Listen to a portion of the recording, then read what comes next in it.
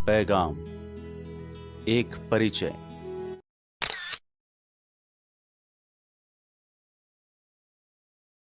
एक व्यक्ति को सदस्य से कैडर बनने के लिए कुछ गुणों का ध्यान रखना जरूरी है।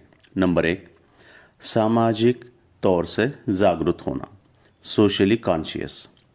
हमारे महापुरुषों ने त्याग की भावना से परिपूर्ण होकर सब कुछ हमारे लिए किया है। तो अब वो समय आ गया है कि अपने साथ साथ अपने समाज के अन्य साथियों को भी इसके प्रति जागरूक करें।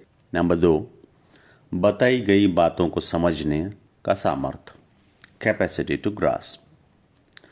सबसे पहले तो हमें यह देखना होगा कि हम कितने धैर्यपूर्वक सामने वालों की बातों को समझने की कोशिश कर रहे हैं, तथा अध्यापक बनकर नहीं, शिष्य बनकर ही हम एक अच्छे कैडर बन सकते हैं। तात्पर्य यह है कि स्वयं कम बोलकर हम दूसरों के विचारों को शांतिपूर्वक सुनकर ही ज्ञान अर्जित कर पाएंगे। नंबर 3, समझी हुई बातों को आगे फैलाने का सामर्थ्य, कैपेसिटी टू डिसेमिनेट। उन महत्वपूर्ण विचारों को हमें बहुत अच्छे से समझना है, अच्छे से समझाकर ही फिर उन्हें दूसरों को समझाना है, तथा मृदुल भाषा और सहनशीलता ही आपको एक अच्छा कैडर और एक अच्छा इंसान बनने में मदद करेगी। नंबर 4, सामाजिक कार्य के लिए समय, टाइम टू स्पेयर।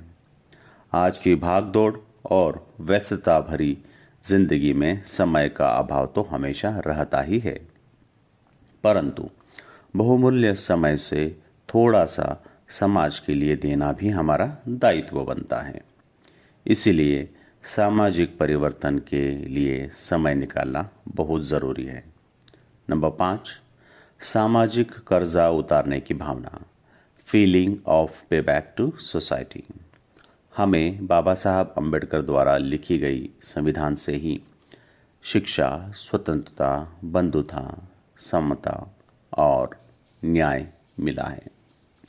संविधान के तहत ही हम आज पढ़ लिख कर शिक्षित होकर अच्छी नौकरियां, ऊंचे ऊंचे पदों पर आसीन हैं। और इसीलिए आपका सामाजिक दायित्व बनता है कि हम अपने समाज को धन, बुद्धि, समय देकर ऋण मुक्त करें।